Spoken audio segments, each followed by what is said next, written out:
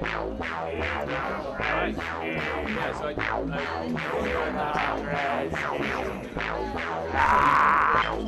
Looking for some weed, man. Weed. it's nice when the audience gets a chance. Oh my God, what was that, Shaw? I don't know. Jinkies, let's go! Let's get out of here. Come on. I'm enjoying. Well, I'm not. Come on, baby. I'm scared. You are scared. I am scared. Screaming. Don't worry. I'll protect you. Are you going to protect me with dance moves? I'm gonna protect you with some dance moves, baby. They're gonna be long. Are they They're gonna? be hard. Yeah? Yeah. Okay. Yeah, here Are it you comes. gonna give it to me? Here it comes. Oh! Oh! Oh!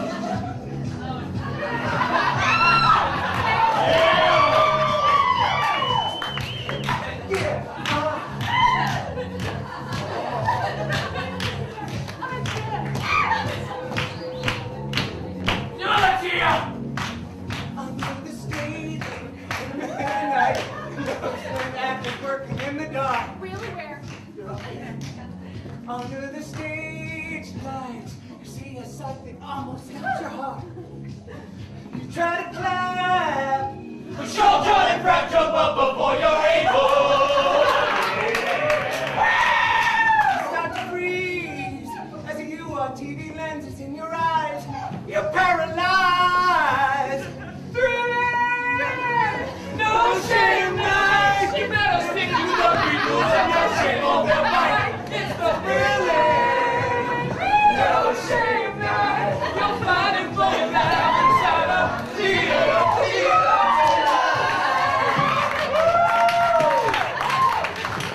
You're right, baby. This is scary. Let's get out of here. Close your eyes now and know your work must be original.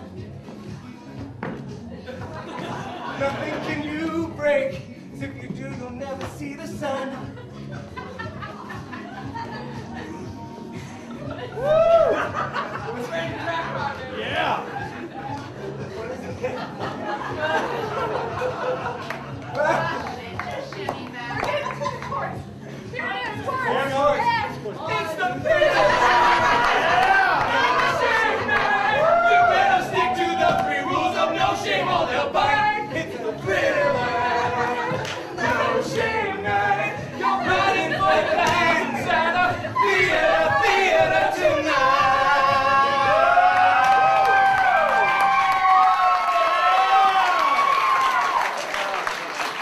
No shame.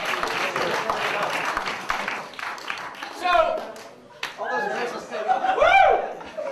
The other lovely thing about No Shame Theater is that every single No Shame Theater involves a song which conveys the three rules of No Shame Theater. So tonight you saw a lovely rendition of an adaptation of Michael Jackson's Thriller, brought to you by Eric Cover, Lucia Del Vecchio, John Crutchfield, myself, and the lovely Shell Gray. So, and we do No Shame here once a month, and the No Shame song, which is always an integral part, is also able to be done by any of you. you and you. That's right. And you could do the song. You? There you go. So what do we got up first? Come on. First piece of the night is Middle School Confession. written by Jeff Good. with Jamie Shell.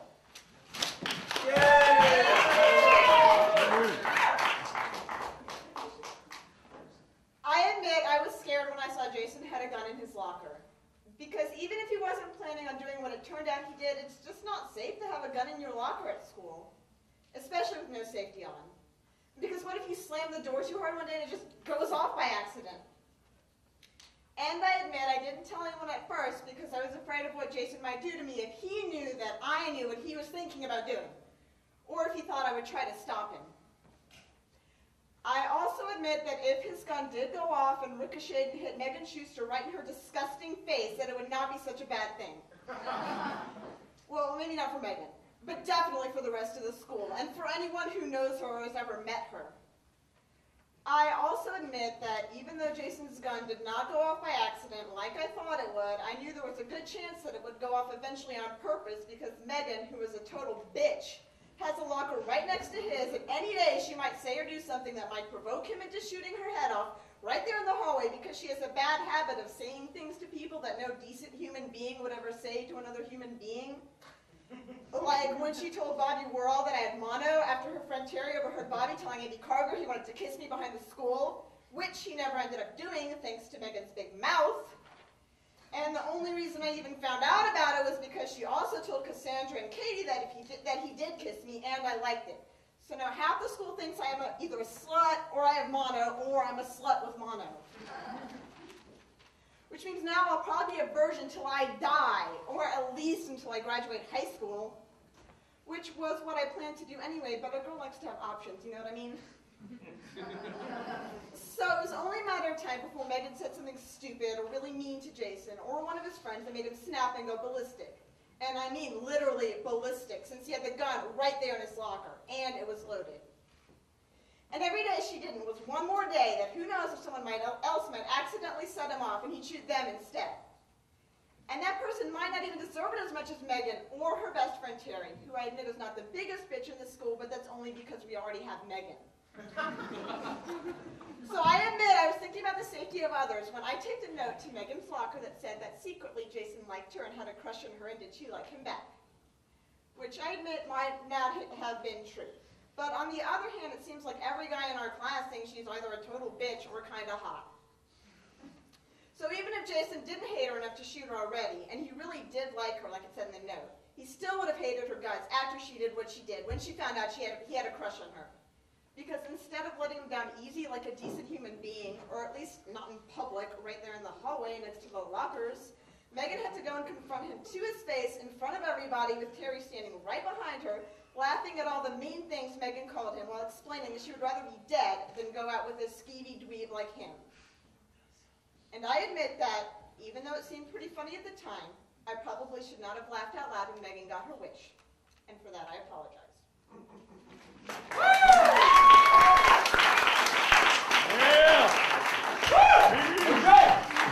Okay, next up we have Blog. Written by Elena Eidelberg. With Elena Eidelberg and Steve Shell. Woo!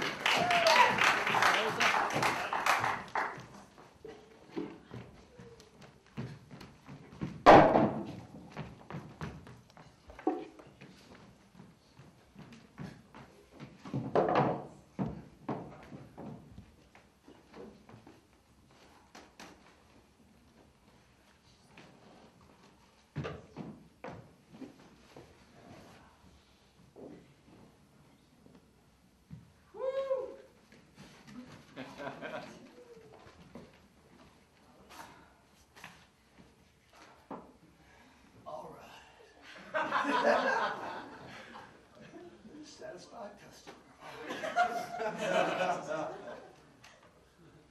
Hey,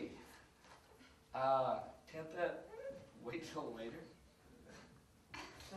No, I pretty much have to get it down while it's all fresh. Get what all down? The details, they get hazy really fast. You mean the details of what we just did? Yeah, for my blog. It's what I do. You know, my art? I keep a journal of intimate moments with men. Intimate moments? They're not intimate for very fucking long, are they? I'm used to the anger. If you can't take it, you can just go. Nice. Don't worry, I don't even know your last name. But is this what you do to your art? You pick up men, you fuck them, and you write about it in your blog? It's disgusting. I get 200 hits a day. Come on, don't be mad. It was hot. Women will be asking me for your number. Do you want me to put it on here? Do you think anyone's actually interested in your sex life? I mean, I really think you're flattering yourself here. Like, people love it. I used to tell men ahead of time that the sex would go on way too long and I would be sore for days. Sure. Look, it's kind of like a historical document. Like, what if we had a diary of, a pilgrim who came over on the Mayflower? Don't you think that would tell us a few things that, we didn't know about them? Fucking New York women. It's fucking crazy, insensitive, cold, boring New York women. I think you're the most fascinating women on earth. You always do. Have you ever heard about mystery, restraint? I mean, God, it's not even original. Ramona Wells had a sex journal. Do you know that? You know who Ramona Wells is? I teach art history at NYU. One of the classes I teach is called Anonymous Was a Woman. I didn't know she had a sex diary. How do you know about Ramona Wells? Nobody knows about Ramona Wells. I teach Ramona Wells? Oh, God. Look, I promise, if you come back to bed, I'll leave you out. I won't put you in my sex diary. You'll be the only omission since I was 14. Fucking hot. Come on. Come on. You do that for me? Yeah. You Come on, omit baby. me. Hells yeah. And Steve.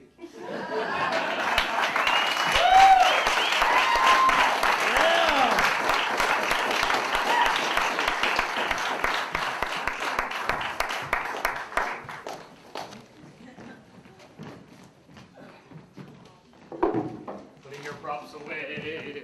Oh, sorry. Sorry. You're welcome. It's time for Halloween facts. All Hallows Eve. Halloween was commonly referred to as All Hallows Eve. It originated from the pagan holiday honoring the dead. The Roman Catholic Church created All Saints' Day, also called Hallowmas, on November 1st to honor Saints and All Souls' Day on November 2nd, and needless to say, it did not succeed. Halloween as we know it today has grown from the ancient Druid holiday. Along the way, both fun, frights, and satanic twists have been added to the mix. Well, what do you know? What do you know? Our next piece is Athos' Wife. Yeah. By Dan Desjardins, With Jim Simmons, Eric Covert, Chris McCollum, Peter Peter Resney, Resney, and Tonya Tonya Gassman.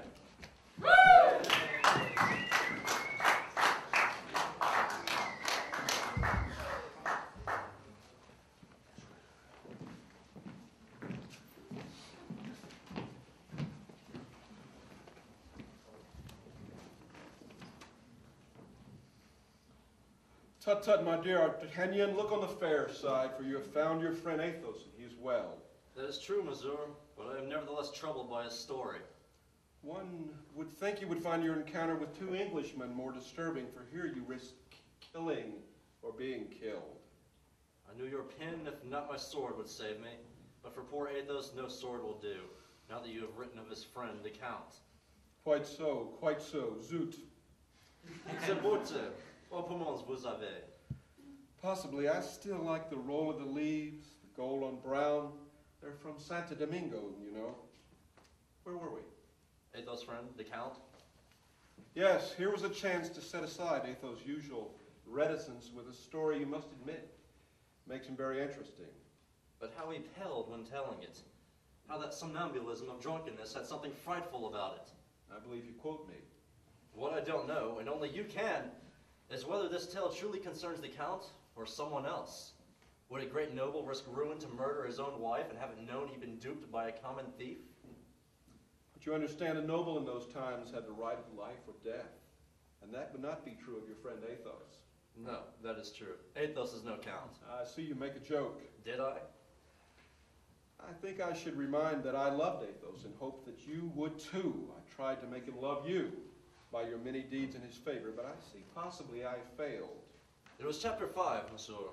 He said if he killed me, he would be a child eater. He was already wounded and would have had to fight me with his left hand. A left hand, he apologized, put me at a disadvantage. Indeed, this whole affair has been stacked against me. Come, how can you believe this? Did I not offer you balsam? Were you not gracious in furthering offering 3 days respite before resuming your duel? And the fact he had seconds while you had none, why, my lad, the stacked deck, as you say, really was to your advantage. That will be Athos. It's time for his appointment. We will speak of this later. I should hope. Well, as I live and breathe, 'tis dear Athos. In preference to your visit, I see you have a friend. Yes. This is Mademoiselle Dandolo. Please meet my companion in arms, D'Artagnan. It appears I have heard your name already. Have you?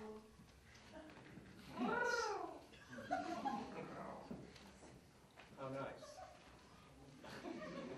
By the way, concerning our tete-a-tete the other day, I hope you will not take what I said too seriously.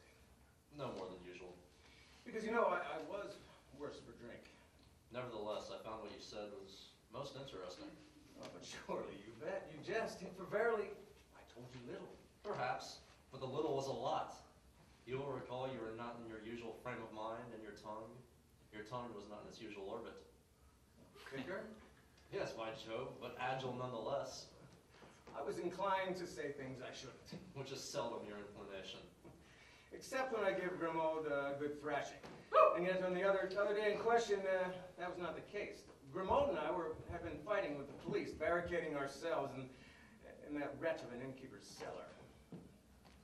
Where you commenced to consume all of his best wines. Not to mention his hands. Still, you were very drunk. And yet by the end of the chapter, it was you who had passed out. Not before hearing your story. Blood. I was merely trying to amuse you. Possibly, but I shall see if I can be permitted to balance the scales by offering an indiscretion of my own. But why should that be necessary when I haven't? As you say, my friend, but being a gentleman, I shall ask it as a matter of conscience. Good day.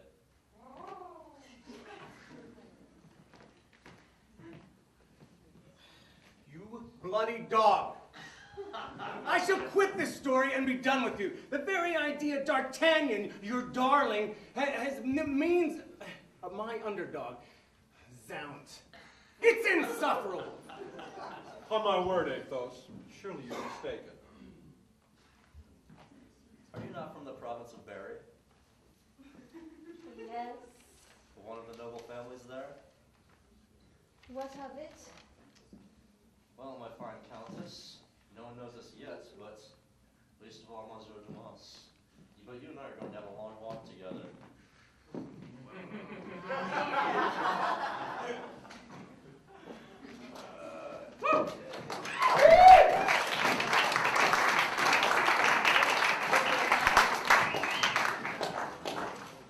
We got Beach Thoughts by Trey.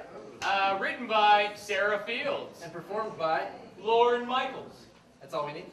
There you go. Sauce! I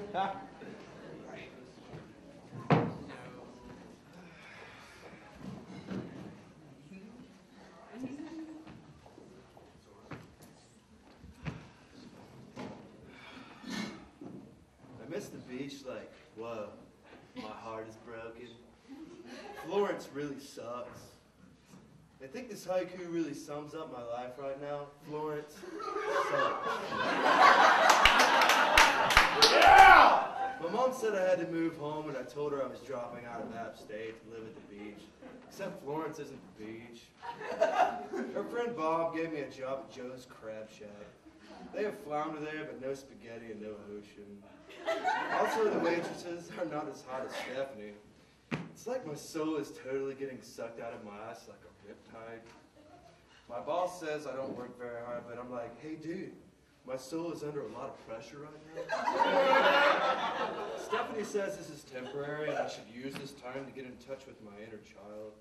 I'm like, dude, I am my inner child. I'm living with my parents. Stephanie is usually right, even though she is using this time to get in touch with her artistic side by getting in touch with Brad at UT. This is why Stephanie kind of sucks too right now. I called Brad the other night to see what was up. You know what they say, keep your friends close, your enemies on your buddy list. Dude, if you didn't want me to call him, you shouldn't have put his phone number on Facebook. Facebook blows, by the way. But I had to do something because Stephanie says Friendster is totally last year. Brad said I should find another outlet for my aggression. He suggested Tai Chi. It was at that moment I knew Brad is Chinese. He's good at math and stuff. And dude, I can't compete with that. I always knew that that my left brain was better developed, or maybe my right brain. I don't know. I'm left-handed. Doesn't that mean something? Which reminds me, I need a new hand bracelet. Old one is kind of snotty from all the tears I cried. Dave sent me a text message yesterday. He's in his 6th year at college in Charleston. Bastard. He's majoring in outdoor marine recreation technologies. Why do they not have that major at App State? I'll tell you why. There's no beach and it's too fucking cold to be outside. Here's what they do have at App. Lots of weed. Which reminds me, Florence sucks. My mom bought me a sitar at a yard sale. I didn't know what a sitar was. At first I thought it was some kind of bong, but I could not figure out how to sell it. And also I don't think my mom would buy me a bong, even though she and Dad have some weed somewhere. It's hitting pretty good. I know this because I have looked. It might be at Uncle Marvin's house in Columbia. He also has a lot of porn. I know this because I've found it. To sum up, A, Florence sucks. B, my parents suck. C, my soul is a riptide. D, Brad is Chinese. E, Uncle Marvin is a pervert. Road trip to UT next weekend. Until then, I'll be looking for my parents' stash so I can smoke the sitar. Keep it real, hang 10, which reminds me, Mom, where's my surfboard? Trey.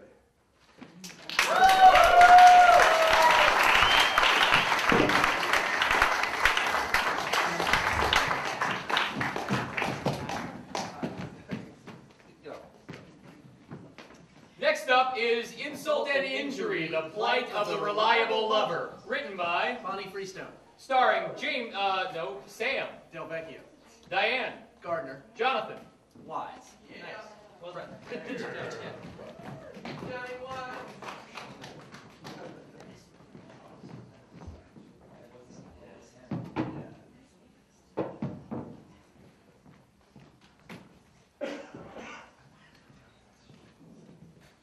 You made it back alive, I see. Barely. Vegas kicks my ass this time. Plus, with my car getting stolen, the fuckers even took my loose change, the ashtray, everything. Car thieves have to do laundry as well, you know. I guess sorry I didn't call you last week. The poker tournament really took my attention, you know. Don't worry, I'm all wrapped up in my own drama. I always fight with this guy I'm seeing.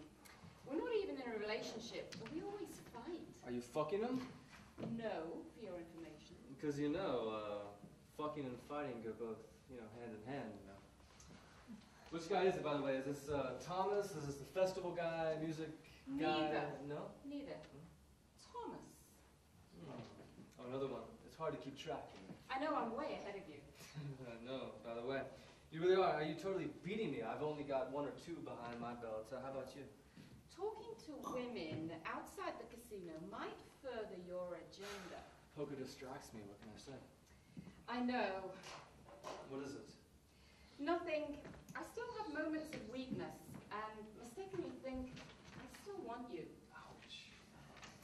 The whole situation is just a little irritating.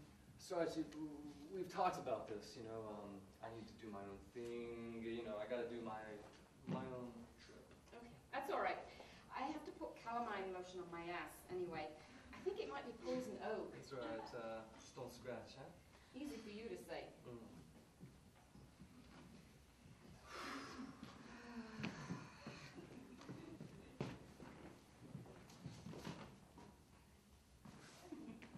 Hey, Thomas, weird. I thought you might have gone. But no, here I am. It's good to see you. Yeah, I thought you were leaving with Janice. Yeah, Janice. We were supposed to go together.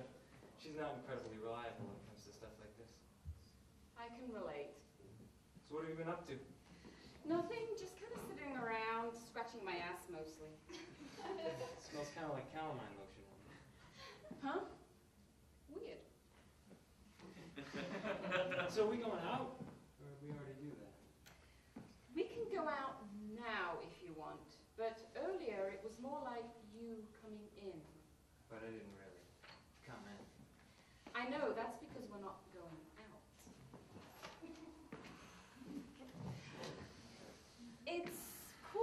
how we're getting along better now. Yeah, now that we're not.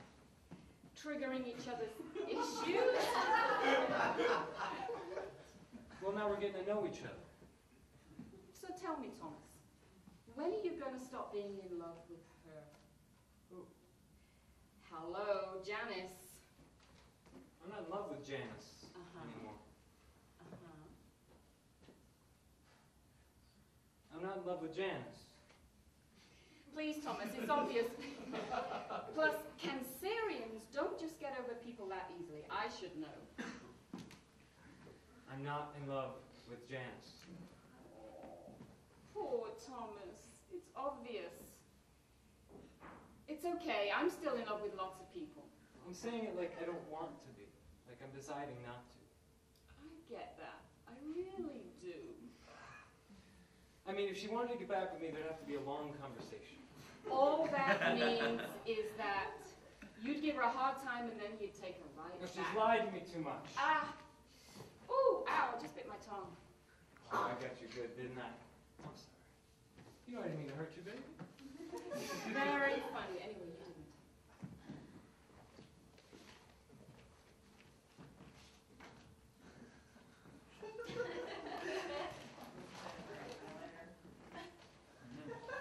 Look at my tongue. Tell me how bad it is.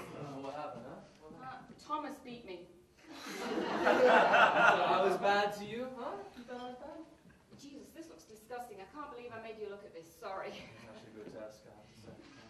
Yeah, look, do you want to see the poison oak on my ass? I can't believe I made you. I thought we were talking about poison oak, yeah? Yeah, well, I think I've let go of my expectations with Thomas. It feels good to be friends. Friends is good, you know, we're friends, right? You know? That's what you really thought we would need, right? Yeah, that's what we wanted, right? Yeah, totally. Alright, good. Yeah. Good. Yeah. I don't know, maybe that's just what I want to want and not what I really want. So, but what you really want is me. I bet what you really need is me. Yeah? Here, sweetie, come and help me put calamine lotion on my eyes. I thought you wanted me to too.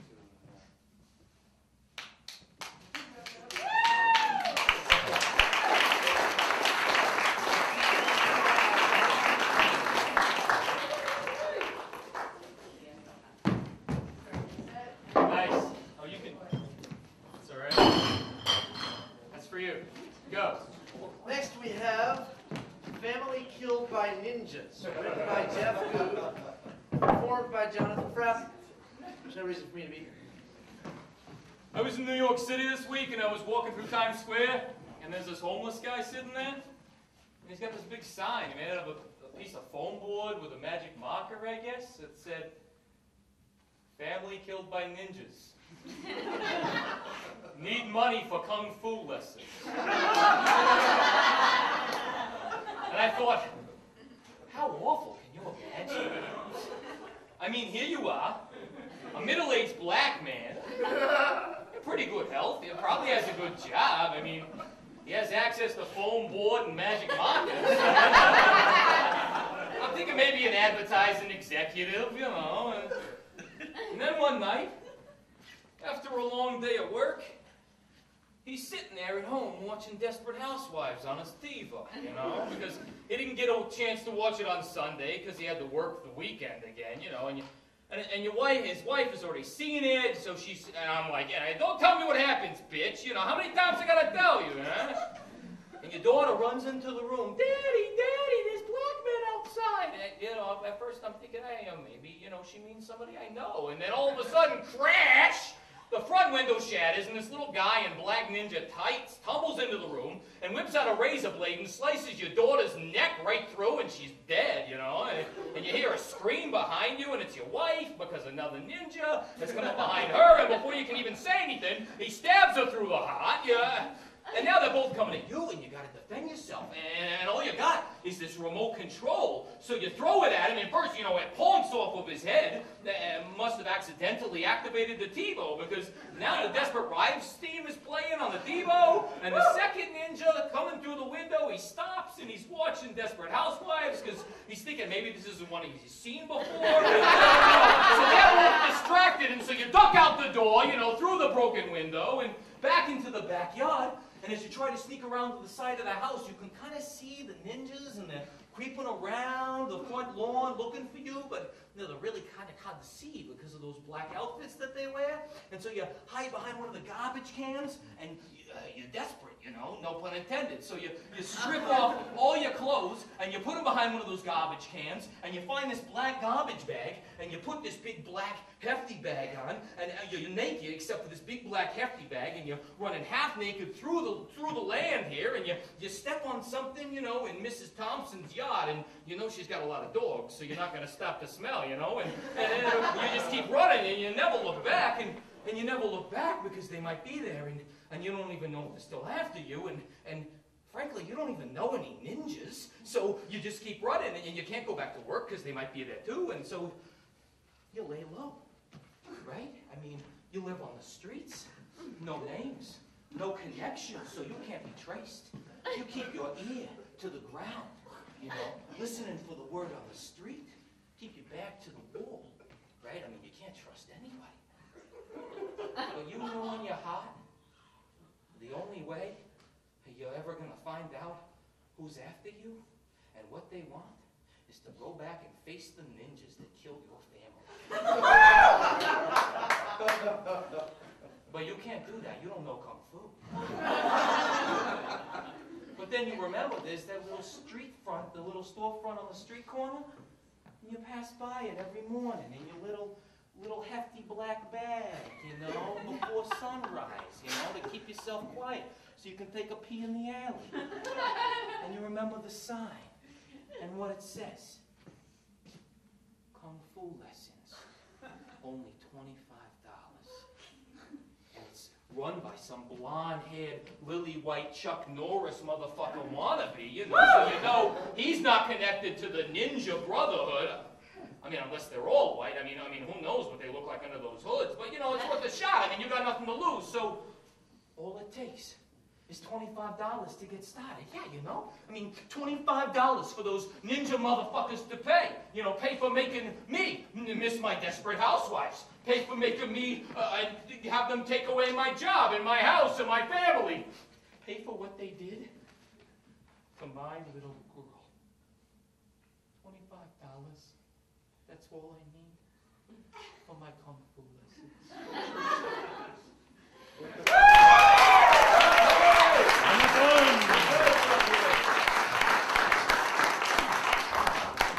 Excuse me while I strike your set for you. I was coming back out. Whatever. I had to exit. Luckily, I got the piece. It's time for Halloween facts. Halloween is second only to Christmas in spending. Consumers will spend over $2.5 billion during Halloween. Shocking. It's a lot of candy, costumes, decorations, and party goods, folks. Next up is Crystal Clear Mountain Spring Water. written by Mundy Carter. Woo! Performed by Josh Battenhorst and Julia Cunningham. there you go. Who's directed by Mundy Carter? Directed by Mundy Carter. Written by Nathan Zumwalt. It was written by Nathan Zumwalt. That was a typographical Go error. after you, John. Thanks. I know, you're good. He's good.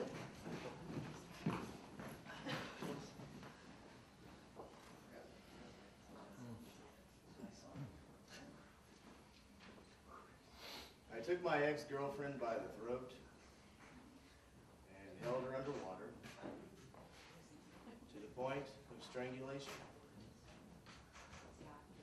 She was unconscious when I walked away. I didn't know if she was alive or dead. I didn't call for help. I didn't perform first aid. I gathered my things and left. I met her at a friend's house. She wanted to talk. I didn't want to. Maybe I didn't like what she said. Maybe I didn't like her attitude, so I left. Later that day, I'm walking by the river, and she was there waiting. And didn't listen to anything she had to say. Her words were like the screams of children across a playground. Interesting, sure, but they're not really holding any meaning. It's just a simple gesture. I reached out, and I had her face under the water. Good morning. I made waffles. I've been up since 7. I couldn't sleep. Oh, well, I'm not going to drink any, but I'll put some water on if you want some coffee. She didn't struggle much at first because she was surprised.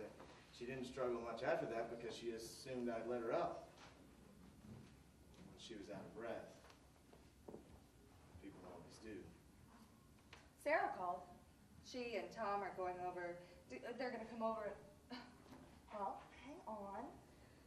First, there's an organic foods festival this afternoon, so I figured we could stop by there and pick up some things and look around. Oh, and then we could pack a lunch and go on a picnic. She was mad at me. She looked up at me through the cool water with this expression that said, yeah, okay, enough.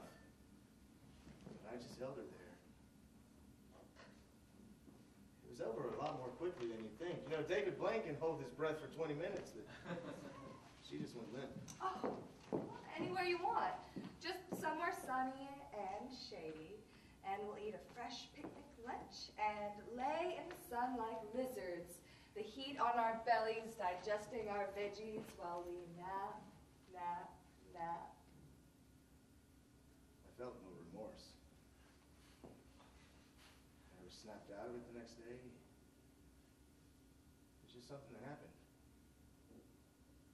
Taking in the mail or feeding the cat. That was the next thing I did. Oh, God, you are frisky.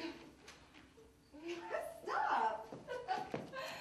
Gosh, well, I thought we were going to go on a picnic. Well, I guess it's not that important. We could have our picnic in bed. I never had so little respect for the right of another human being to breathe air and walk around. But it's not hatred. Oh, baby. I love you. In college, I hated a girl. I hated her because she was stupid. I hated her. She said things. She shouldn't have said those things. She should have been embarrassed by what she said. Things like, at my favorite Chinese restaurant, they let you get the meals in the normal crunchy shells or the soft shells. They call them a soft taco. I hated her.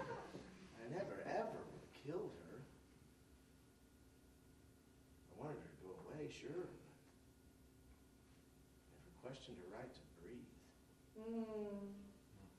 This is just one of those days. One of those perfect days you just have to soak in. So you can just have this moment and never let go. I think the true monster here is some emotion beyond hatred. Maybe it's some hideous off-branching of love. There's no way to hold on. You just have to reach out and enjoy every second and every fiber. Try and record it so you'll never lose this moment. It's cool, it's calculating, it's a driving void so great that as you hold the pleading face of the girl you once loved beneath the cold waters of the mountain, you feel nothing, not even doubt, just peace, just tranquility, cool mountain water. Burn this memory, this happiness into your being. Let it become part of you, so you'll never have to forget this feeling. I just gathered my things and left.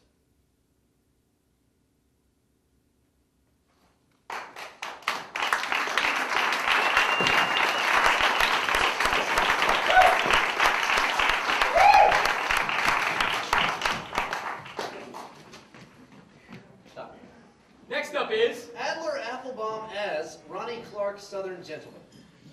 Is that writer or director or both? All. Written and directed and acted by Adler Applebaum. Adler. Where?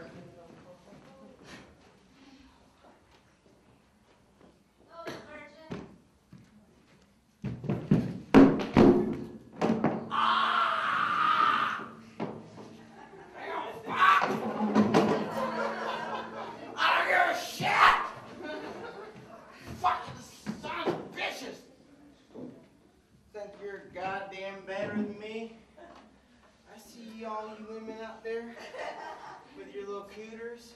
You fucking want me. You fucking need me. You want that shit? You want it? Fuck it. Tear that shit up. Tear it up. I will tear that cooter up. I'm reading a goddamn poem. This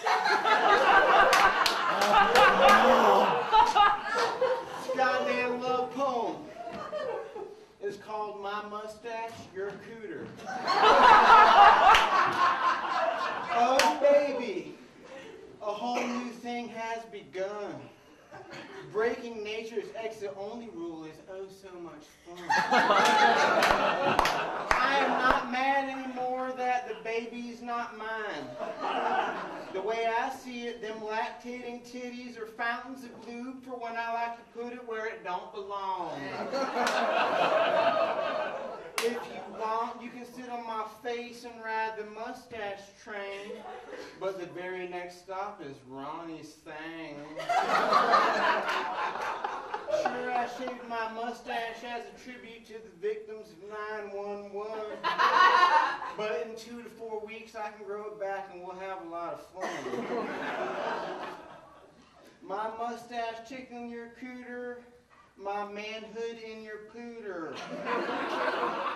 My mustache, your cooter, together we can save the world. I'm a cooter-loving fella, you're a mustache-loving girl. Applebaum. This is a song for the troops.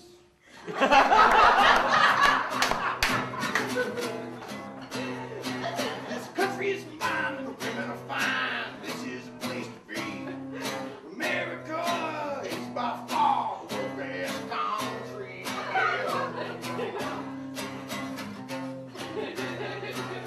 Many years ago, a man with a bow crashed here upon the sea. Christopher Columbus was his name. Little did he know he found the world's best country.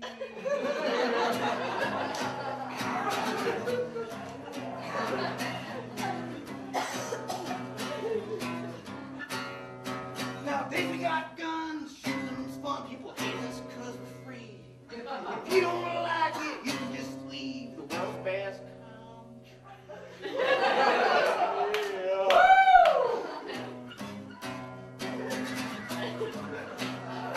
This country is mine and the women are fine. This is a place to breathe. America is by far the world's best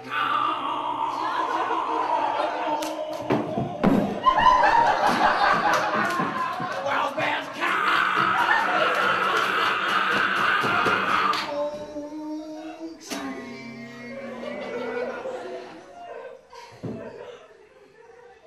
It's a dream come true, fireworks and barbecue. It's the world's best country.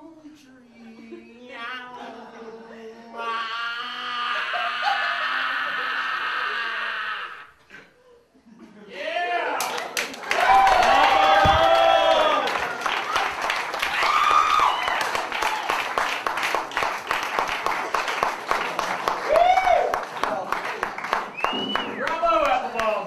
He's gonna remember to take his pants. Forgot the hat. We're gonna have beers. Put that right there. There There you go. Right there.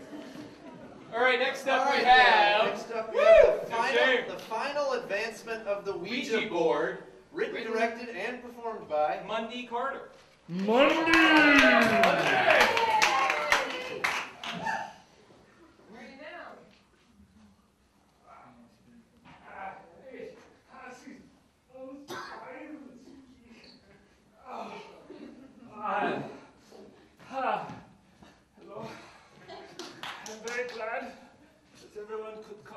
today.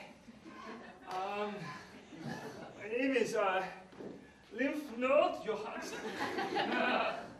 And I am very proud, on behalf of the Metaphysical Institute of Zurich, to announce the refinement and development of the Ouija board. Now, for many years, we have been satisfied with the Ouija board's limited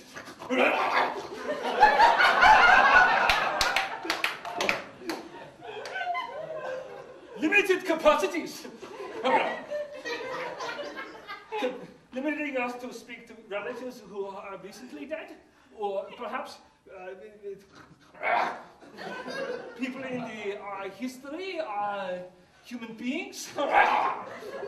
But we at the Zurich Institute have increased the Ouija board's capacities.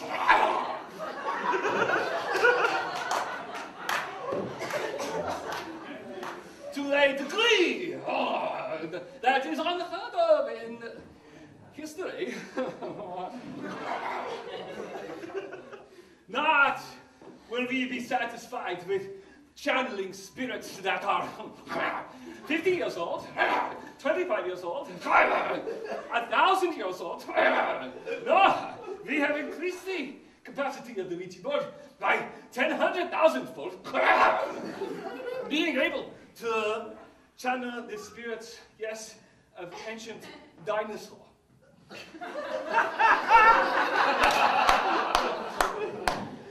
And they are not happy. In fact, they are very angry. And the reason for their anger? Fossil fuels. Think about it.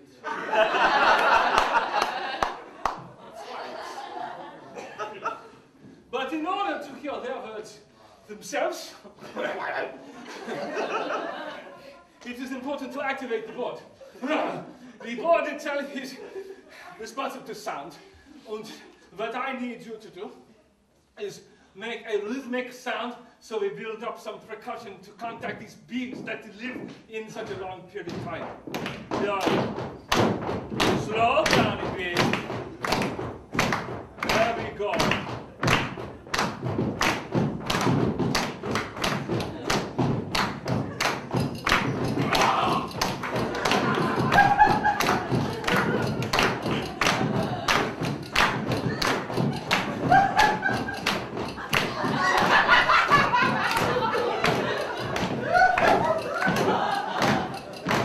200 million years of oppression. It doesn't end then. You drive your cars on the blood of my brethren. You call me Stegosaurus. My name's Boris. Take your Latin and your Greek, cause it bores us. At 200 million pounds, when I'm done, it's easy to leave a feces that weighs a quarter ton.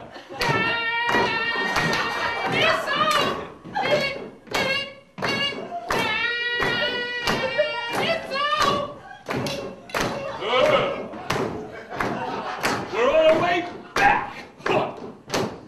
Genetic manipulation of our attack from the dinosaur nation. As a matter of fact, we're hatching a sensation. To be more exact, it's artificial insemination. Oh!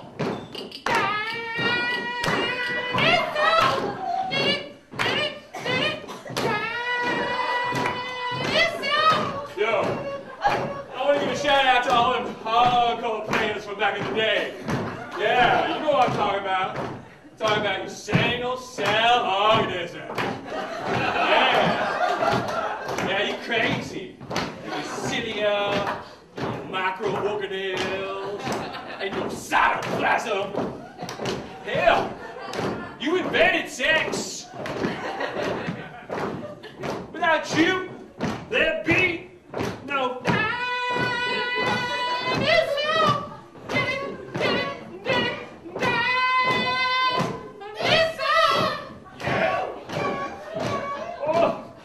this last beast is very difficult to channel.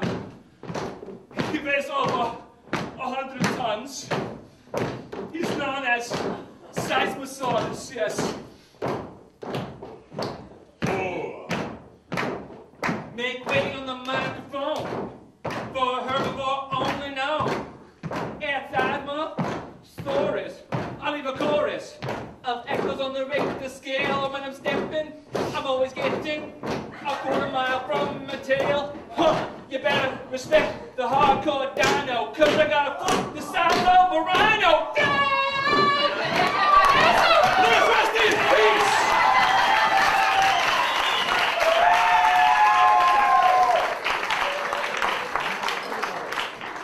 It's time for Halloween facts.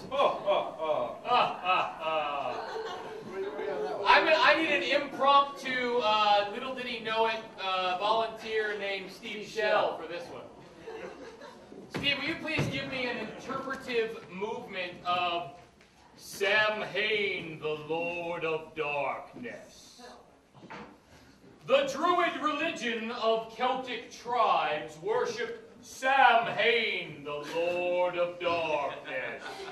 The Druid New Year began on November 1st, as the hours of nighttime were growing significantly over the hours of sunlight.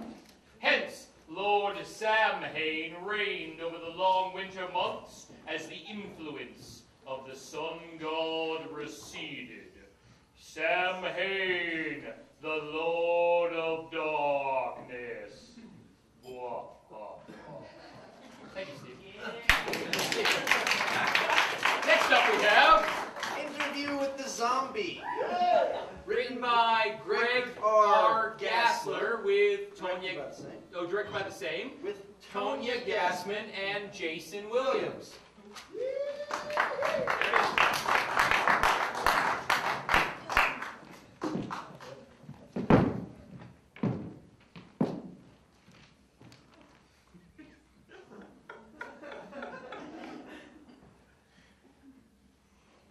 Well, I guess we better get started then. Would you like to state your name, please, for the record?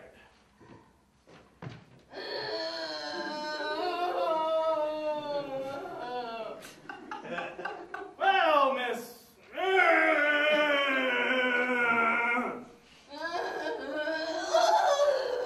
Right, I got you. I guess first time.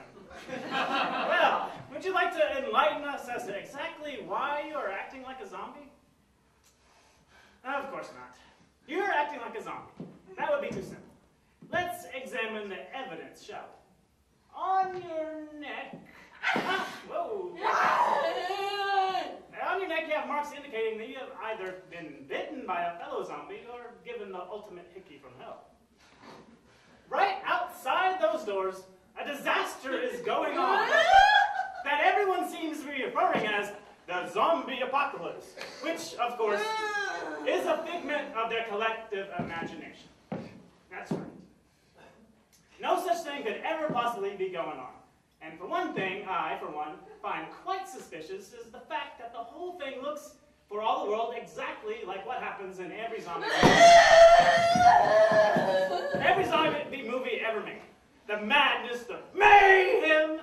I tell you what, this outbreak is. It's mass hysteria. It's pop culture, buddy, taking over. That's right. You heard me. Now, you want to know how I know this? Oh, hush. Of course, everyone does.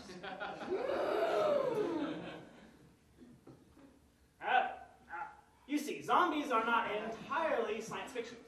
There are tribes in Haiti, voodoo cultures, where zombification is still practiced even today. But these people aren't actually brought back from the dead. You see, because they never die. A voodoo witch doctor has poisoned them with a drug that first paralyzes them so that everyone thinks they're dead, and then magically reawakens them, and them shortly thereafter, in time for the new zombie warlord to magically raise them from the dead and yoke them to his will. Absurd, isn't it? That anyone could be that gullible. But this practice would not be possible unless the person it is practiced upon truly believed what was going on. And they wouldn't believe that they had been culturally That unless they had been culturally indoctrinated. Do you see where I'm going yet? Well, and let me make it plainer for you. There might not be a voodoo shaman or witch doctor controlling your actions, but you wouldn't be acting that way unless you had good cause. Now, tell me about that bite on your neck. Oh, what's that you say? I see. It's from another zombie, isn't it? Just like in the movies. Forgive me, Mrs.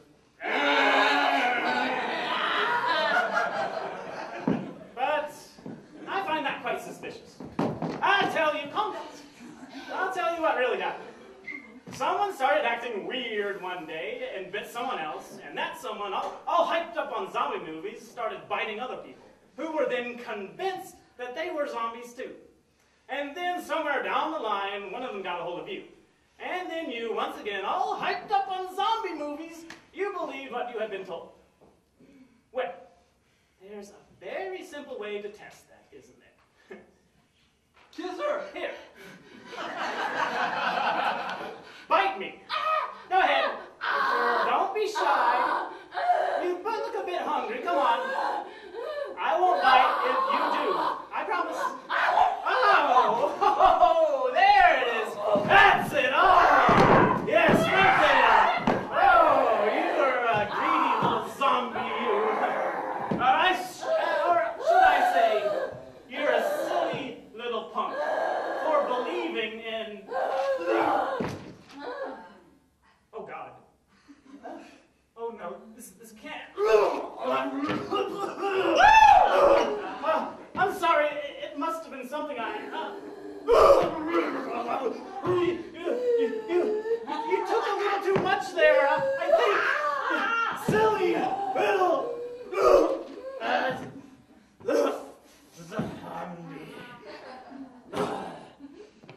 You are TV.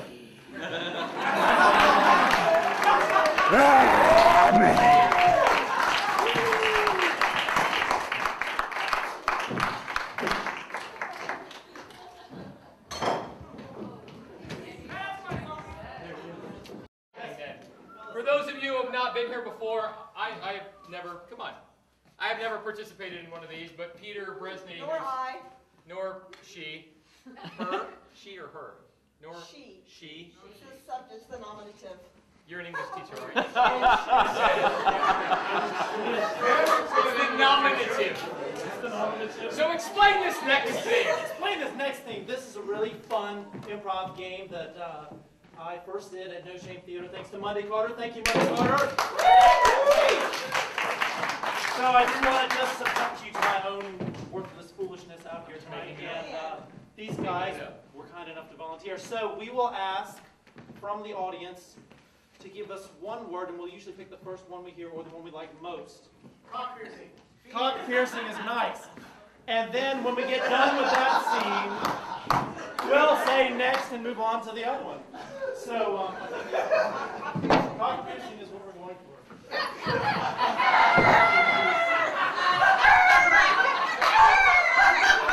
I know this was an alternative piercing style, but I wasn't expecting actual other types of cocks to be here. It's going to be hot. We have to get the cock in position.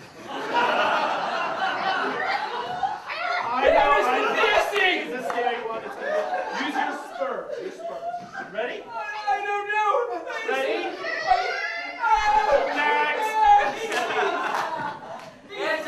Anti-Semitic. Anti-Semitic.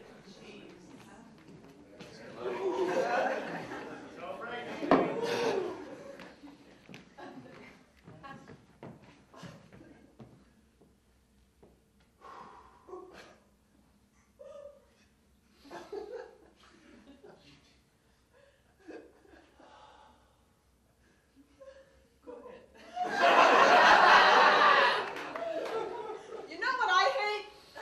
The Jews.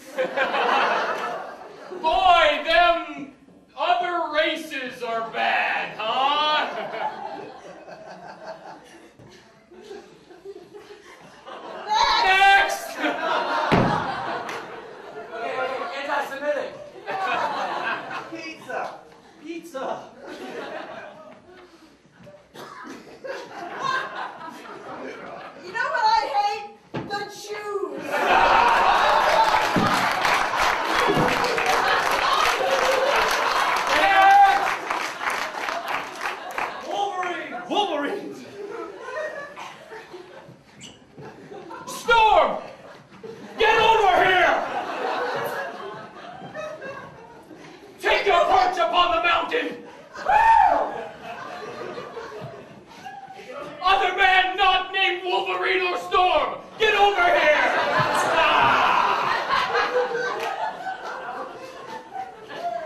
Go get the bald guy with the other name! Next! African babies born with AIDS. I heard organ grinder. Monkey organ grinder. Organ grinder is what I heard first. Organ grinder.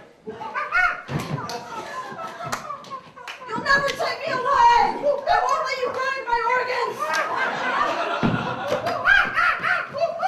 Why is he here?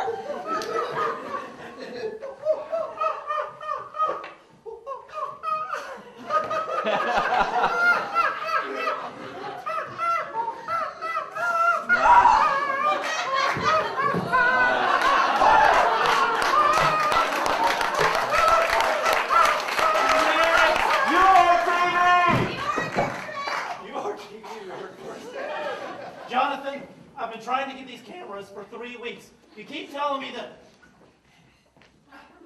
Does this happen all the time at the I'm studio? here! You! She! Thanks for throwing your hat on, Lucia. No problem. I mean- What can I do for you guys? Well, we were talking about your TV and how Jonathan never lets me get cameras on time. Okay. And then you showed up, so I guess you were the dark angel to charm Jonathan, you know, get things going. Jonathan, Jimmy. give me your card. All right. It's working. Awesome. Hey, cool. Can I have your wallet too? Awesome. Hey, you guys want to go get something to drink? Yeah, totally. Jonathan. Sweet.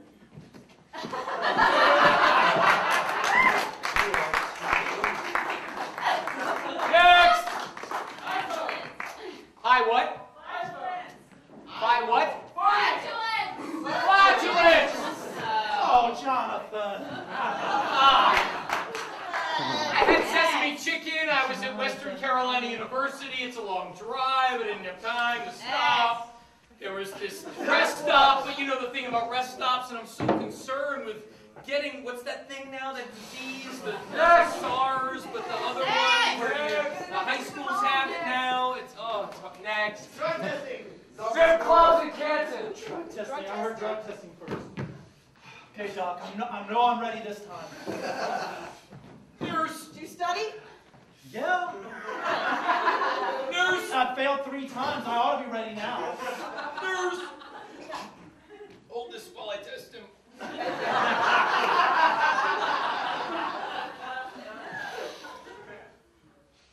Oh! Does that hurt? Yeah. He's cheating. Have you been using needles? No. Ow! Does that hurt? Yeah. Are you lying? Have you been using needles?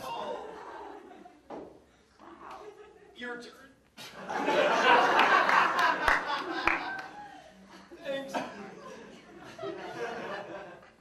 Ask him if it hurts.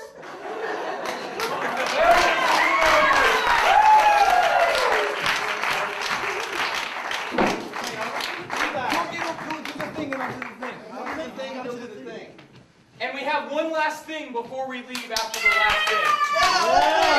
All right.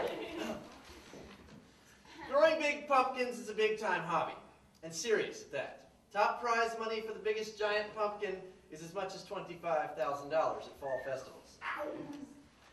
Jonathan and I have purchased a door prize for this evening. I have written on this sheet what the world record is for the heaviest pumpkin ever grown. The first 5 people to get their hands up in the audience are going to get to guess. There's 2, there's 3, there's 4, and there's 5. All right. So you, 2 sitting together, you, and you in the front row had your hand up. Somebody did. Okay. May I have your guess in the front row? 842 pounds. All right. May I have your guess, ma'am? 1,000. Higher. May I have your guess, sir? 1,712. May I have your guess? 1,020 pounds. All right. Was that one? How many was that? Was that 5? I wasn't counting. I was walking on to That the was door 4? prize. Oh, that was Jason, too. Jason, your guess. 1 ton. Do we have anybody that knows the metric system here? 2,000. What? All right. The winner is Josh Battenhorst Because the world record is 1,446 pounds. Josh North, come claim your October Halloween! No shame, no pride! Give him a hand. Josh North. Claim your prize, you get to take Jonathan's shirt off and get your prize. Oh, yeah! It is a rubber duck animal laundry. pop open hamper. That's right.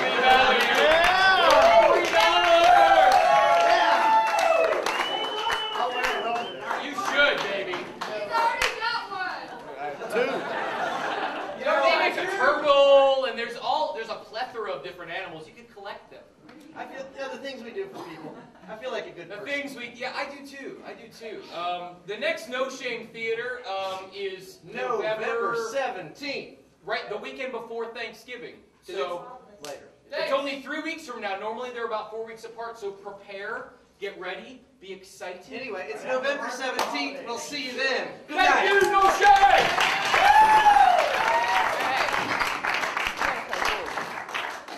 What are y'all doing? What we forgot to do is plug your show.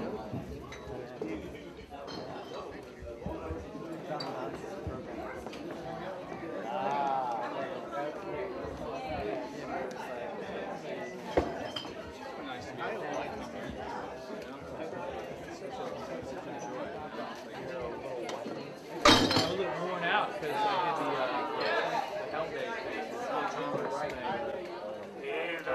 Right. Yeah, so I wrote that last night. Just looking for some weed, man. Weed. It's almost kind of what the rhythm I'm used to, because when we did the sort of 24-hour thing in Milwaukee, we would do it 2 days in a row. So the second thing, hey, you know, it was, no, it was like, my first 24-hour show, 24-hour play festival. I burned 4 keys on that computer, and then I burned the same computer to burn another batch with a few on it, and I put it in a CD player that did not work. And so I borrowed Charles' computer and burned another CD, and I played it on the computer. You know, it's just like one of those things that God is like, no cue for you. Will not work. So it's like, it became audience interactive, and that's nice too. You know? It's nice when the audience gets a chance. That's right. Nobody knew that. When you at home get to do something, and you're not left out, because everyone needs to think about you. You're so important. Yeah, everyone thinks about you. It's all about me. What about us, huh? If you came out here, you'd be about us. But you're home. Home, buddy. Maybe you're paraplegic, and they have an excuse. The rest of them, get up on those workable feet. I expect more of you. There's that famous zombie.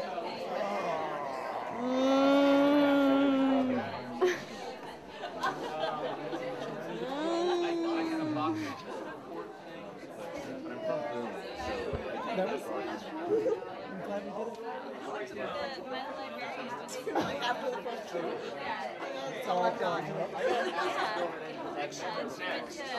Very kind. She was keeping us alive out there. You guys were like, I'm off over here. It's like, too, everybody. We were all sort of half I know, that was nice. It was nice seeing you guys do it on your own. That was cool. I'm like, I'm the Jimmy Fallon of improv. I'm like, I can't.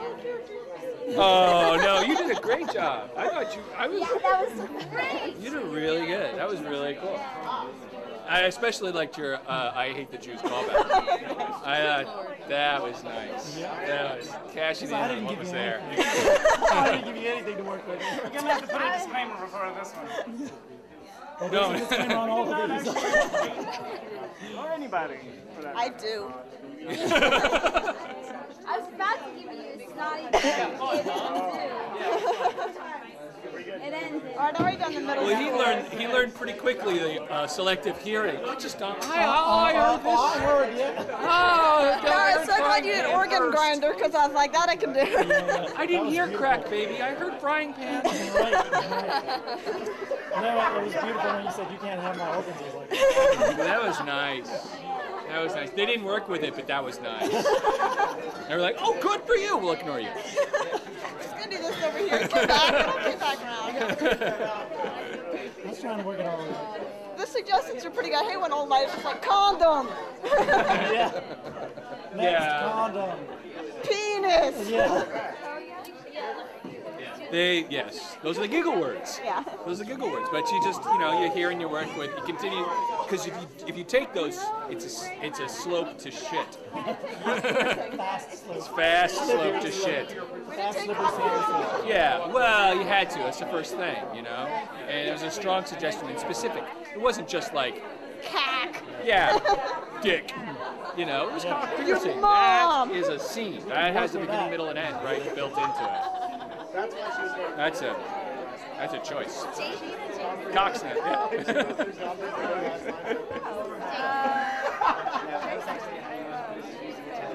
Hurrah. Yeah, we were like, well done. I guess about a year and a half now.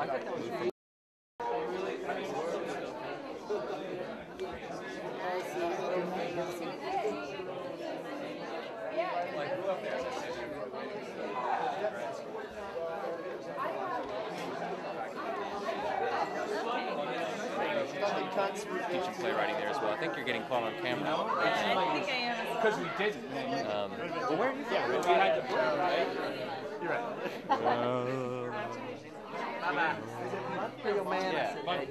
Yeah. Okay. Mwah. Thanks for hanging around, Jen. Yeah. We had a good time. It was a good time. We have some interesting characters.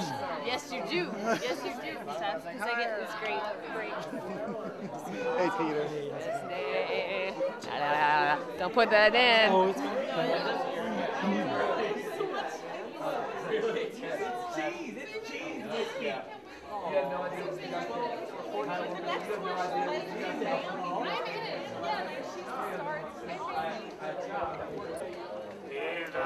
Right. Yeah, so I wrote that last night.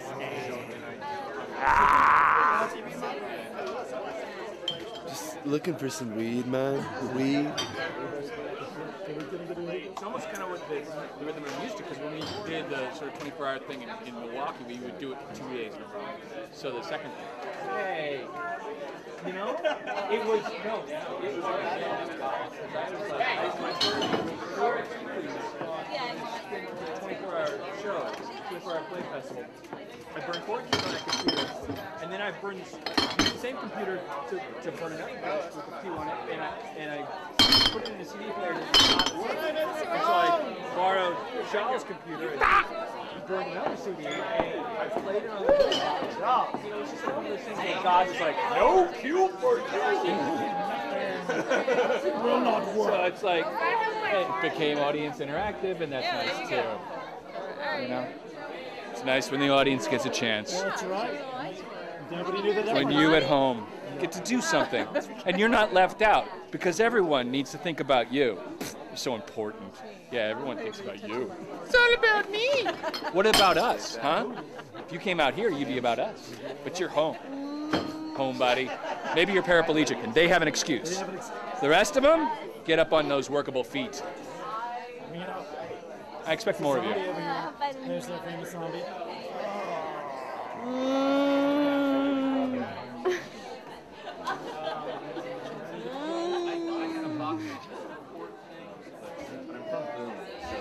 That was, I'm glad we did it. After the first two. It's all done. Excellent. Very good. She was keeping us alive out there. You guys were like, I'm off over here. It's like, dude, it's fun. We were all sort of past But I that. know, that was nice. It was nice seeing you guys do it on your own. That was cool. I'm like, I'm the Jimmy Fallon of improv. I'm like, I can't have characters. Oh, no, you did a great job. I thought you, Yeah, that was so great. You did really good. That was really cool. I especially liked your I hate the Jews callback. That was nice. That was cashing in on what was there. I didn't give you anything to work with. You're gonna have to put a disclaimer before this one. Well, No. there's a disclaimer on all of these. Or anybody. For that I matter. do. I was about to give you a snotty It ended. I'd already done the middle Well, school. he learned pretty quickly the selective hearing. Not just on. I heard this. I heard it. Yeah, so glad you did organ grinder because I was like, that I can do. I didn't hear crack, baby. I heard frying pan. Right. No, it was beautiful when you said you can't have my organs. I was like, That was nice. That was nice. They didn't work with it, but that was nice. They were like, "Oh, good for you." We'll ignore you. Just gonna do this over here. Come back. I'll come back around. I was trying to work it all out. The suggestions are pretty good. Hey, when old ladies just like condom. Yeah. Next, Yeah. condom. Penis. Yeah.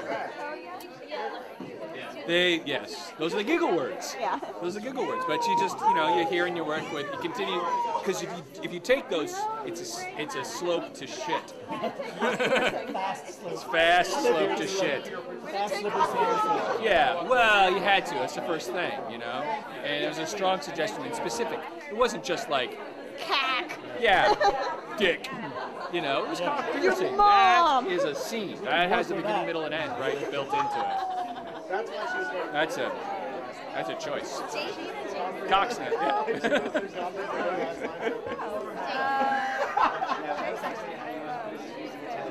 Hurrah. Yeah, we were like, Bravo. well done. About a year and a half now.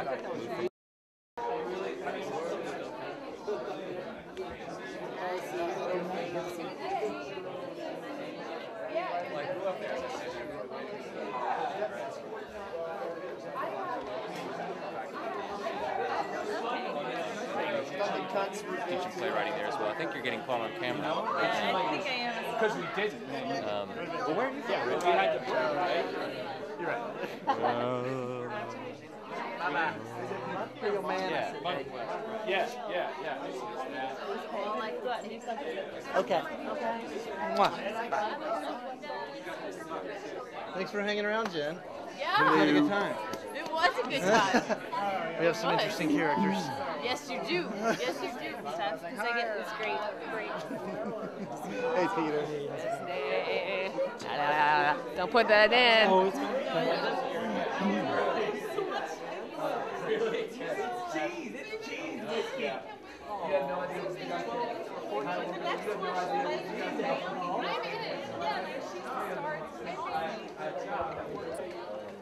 Right. Yeah, so I wrote that last night. Just looking for some weed, man. Weed.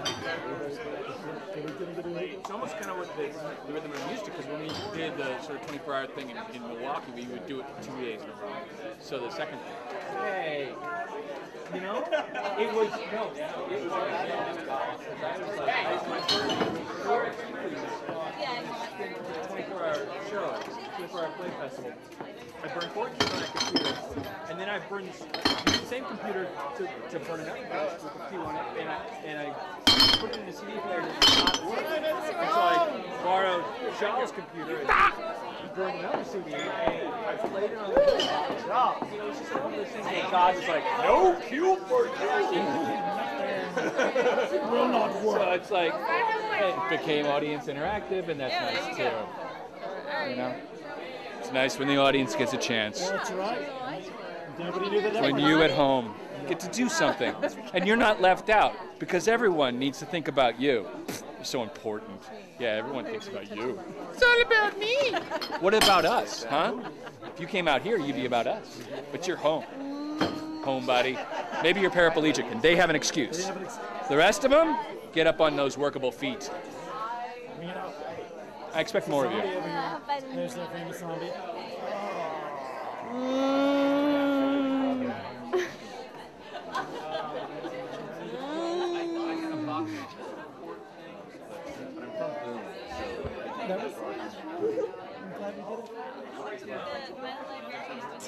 after the first two. It's all done. Excellent. Very She was keeping us alive out there. You guys were like, I'm off over here. It's like, step 2, everybody. We were all sort of lost. I know, that was nice. It was nice seeing you guys do it on your own. That was cool. I'm like, I'm the Jimmy Fallon of improv. I'm like, I can't hold characters. Oh no, you did a great job. I thought Yeah, that was great. you did really good. That was really cool. I especially liked your "I hate the Jews" callback. That was nice. That was cashing in on what was there. I didn't give you anything to work with. We're gonna have to put a disclaimer before this one. Well, there's a disclaimer on all of these. Or anybody. For that I do. I was about to give you a snotty It ended. All right, already done the middle Well, school. he learned pretty quickly the selective hearing. I just don't. I heard this. I heard, yeah. I'm so glad you did organ grinder because I was like, that I can do. I didn't hear crack, baby. I heard frying pan. Right. No, it was beautiful when you said you can't have my organs. I was like, That was nice. That was nice. They didn't work with it, but that was nice. They were like, "Oh, good for you." We'll ignore you. Just gonna do this over here. Come back. I'll get back around. I was trying to work it all out. The suggestions are pretty good. I hate when old ladies just like condom. Yeah. Next, Yeah. condom. Penis. Yeah. Yes, those are the giggle words. Yeah. Those are the giggle words. But you just, you hear and you work with, you continue, because if you take those, it's a slope to shit. It's fast slope to shit. Fast, slippery, slippery. Yeah, well, you had to. That's the first thing, And it was a strong suggestion and specific. It wasn't just like, cack. Yeah, dick. It was cock piercing. Your mom. That is a scene. That has a beginning, middle, and end right built into it. That's a choice. Cocksnap. Yeah.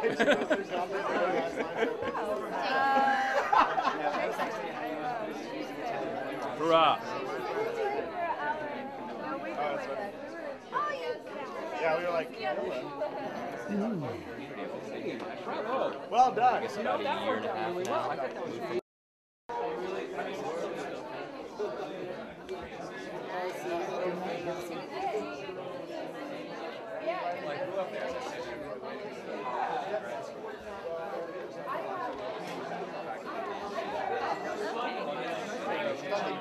Teaching playwriting there as well. I think you're getting caught on camera. I think I am. Because we didn't. Well, where are you from? We had to play, right? You're right.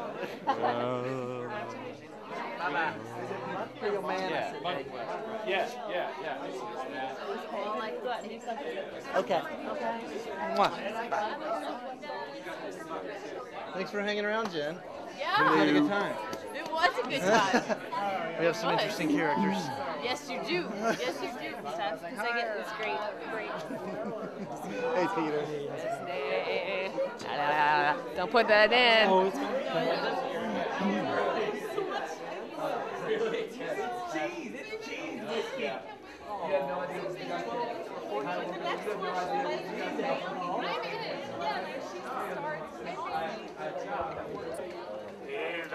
Right. Yeah, so I wrote that last night.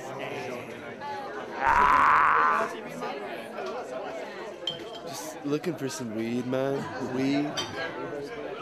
It's almost kind of what the rhythm I'm used to, because when we did the sort of 24-hour thing in Milwaukee, we would do it 2 days in a row. So the second thing, hey, it was, no, it was like, my first 24-hour show, 24-hour play festival.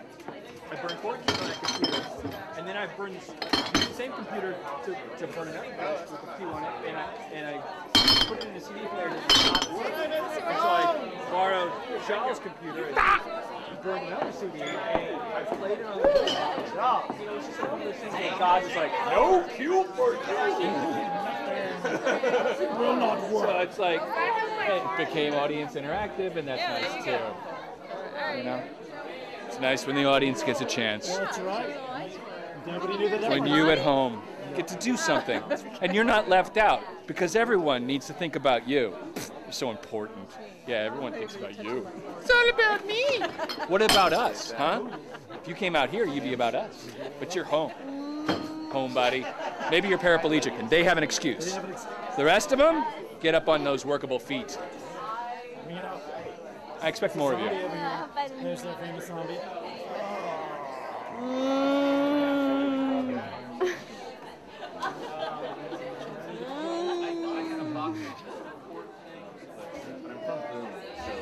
That was. I'm glad we did it. After the first two. It's all done.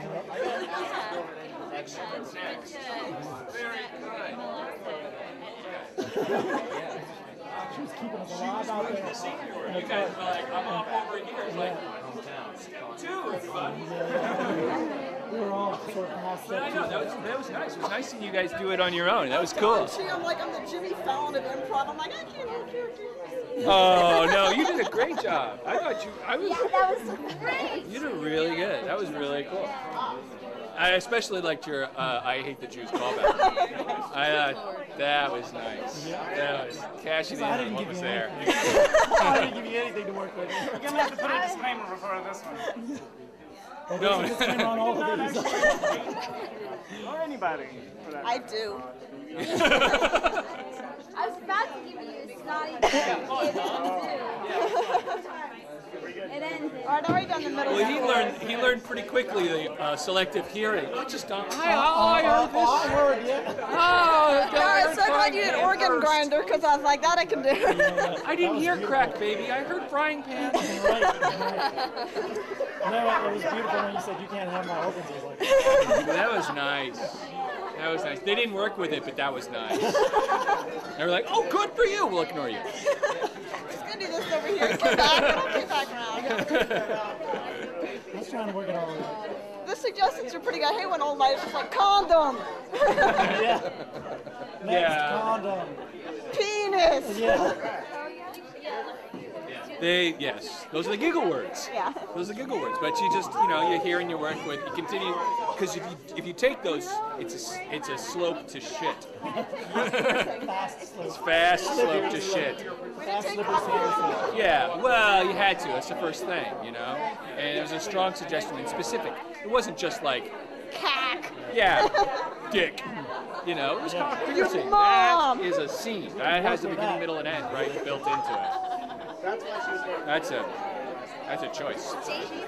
Cocksnet, yeah.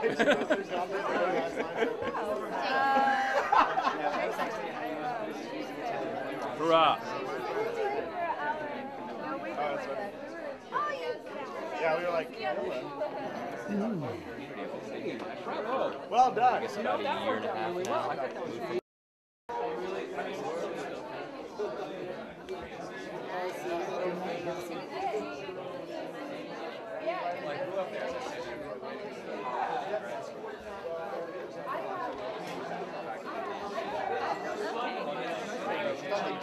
Teaching playwriting there as well. I think you're getting caught on camera. I think I am. Because we didn't. Well, where are you from? We had to break, right? You're right. Real man. Yeah. Okay. Mwah. Thanks for hanging around, Jen. Yeah. We had a good time. It was a good time. We have some It was. interesting characters. Yes, you do. Yes, you do. Because I get this great. Hey, Peter. Don't put that in. Oh, it's